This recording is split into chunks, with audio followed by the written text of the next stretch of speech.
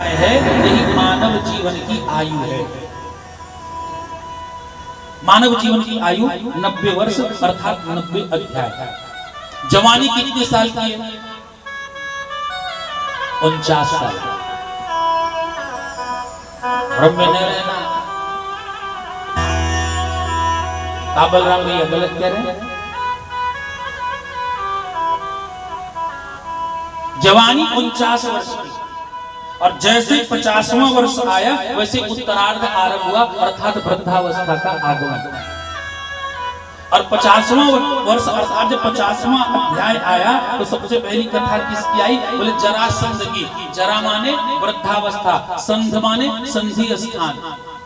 50वां वर्ष जैसे ही चालू हुआ वैसे ही जरा वृद्धावस्था आया और सबसे पहले आक्रमण किया कहां पे? बोले संधि स्थान पे। संधि माने जहां पे हड्डी जुड़ती है।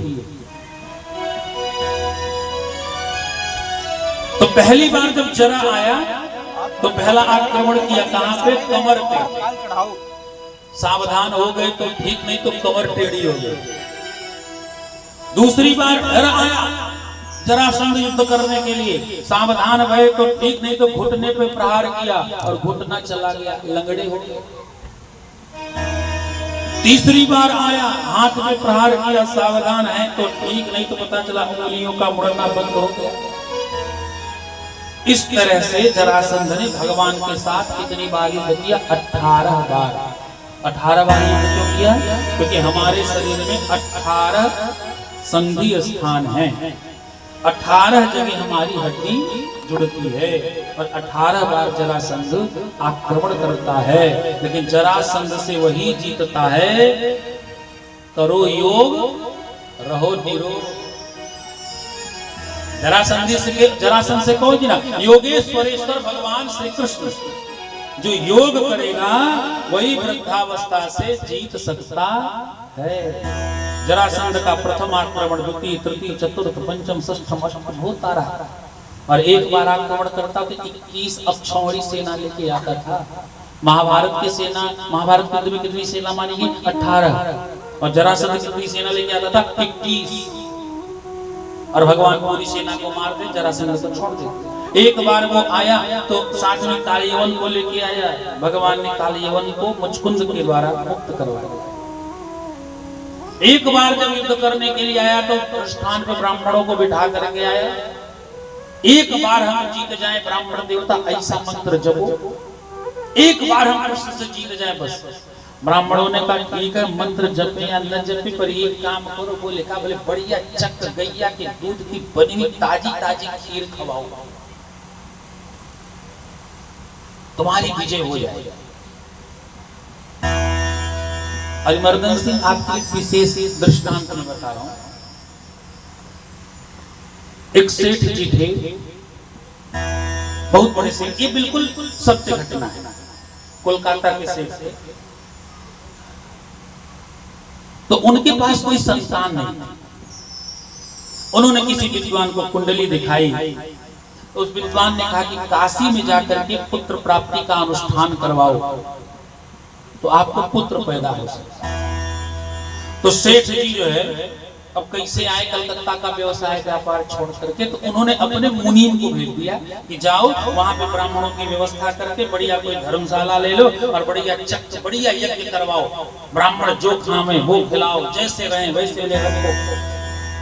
हम नहीं आ सकते, वो चौधरी सेठ जैसे हमारे व्यस्त सेठ रहे होंगे, हाँ तो नहीं आ पा रहे। तो उनका जो है मुनीम आया वाराणसी में और खूब बढ़िया ब्राह्मणों को जुटा करके यज्ञ अनुष्ठान आरंभ करवा दिया।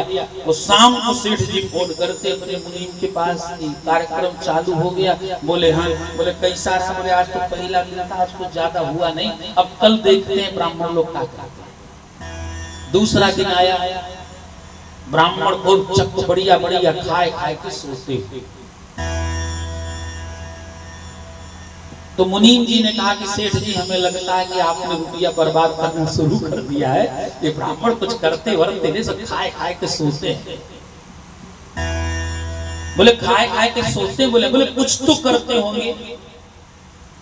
बोले हमने तो कुछ देखा नहीं। बोले कुछ तो करते होंगे। बोले हाँ एक चीज हमने देखा, एक चीज करते हैं। बोले क्या? बोले जब आरती होने लगती है तो कहते हैं कि हे भगवान देखो हमारे ऊपर भी कृपा बरसाना, ऐसे ही हमारा काम भी चलता रहे और हमारे सेठ के ऊपर भी कृपा बरसाना, उनका भी काम ऐसे ही चलता रहे, बस यही कहते हैं हमारा। बोले बस करो बहुत है। तीसरे दिन फिर सेठ जी ने फोन किया। बोले मुनीम जी अब क्या हो रहा है? बोले कुछ नहीं महाराज, सब व्यर्थ है, सब पैसा झूठा जो है राख वाले कुंड में फेंका जा रहा है, यहाँ से कुछ होने वाला है वह नहीं, आप झूठा ही हमको यहाँ परेशान किए हैं, बनारस में पड़े। अब मुनीम जी को तो ये लगे कि वहाँ रहते बढ़िया कमाई करते करते यहाँ आ गए, अब तीर्थ स्थल में आके चोरी करें तो ठीक है, इसलिए मुनीम जी को लगे बढ़िया जल्दी अनुष्ठान खत्म हो जाए। तो सेठ जी ने कहा फिर भी सुनो, किसी को खाने पीने में कोई कमी मत करना, वो कुछ करें या न करें। तो बोले बस एक बार यही बोल देते कि हमारे ऊपर भी कृपा बरसाना, हमारे सेठ का भी कल्याण करना। बोले हमारा अनुष्ठान सफल है, तुम चिंता मत करो। अनुष्ठान संपन्न हुआ, मुनीम जी गए तो मुनीम जी जितनी बुराई कर सकते थे ब्राह्मणों की खूब बुराई किए। सेठ जी ने कहा मुनीम जी छोड़ो वो सब बातें, कुछ नई बातें करो। पर मुनीम जी माने नहीं, वही सब बातें करते रहे। लेकिन भगवत कृपा भई और 1 वर्ष के अंदर सेठ जी को पुत्र रत्न की प्राप्ति भई। ये केवल ब्राह्मणों के ऊपर विश्वास करने का फल है। विश्वासम फलति सर्वदा, विश्वास होना चाहिए। जरासंध ने कहा महाराज कुछ करो। बोले हाँ ऐसा मंत्र जपेंगे कि आप तो जीते ही जाओगे, चिंता मत करो। जरासंध अब की बार जब युद्ध करने आया तो भगवान ने कहा ब्राह्मणों ने वचन दे दिया, उनके वचन की रक्षा करनी है। तो भगवान युद्ध क्षेत्र से भागे और भक्तों ने जोर से पुकारा, बोल रणछोड़दास जी महाराज की जय हो।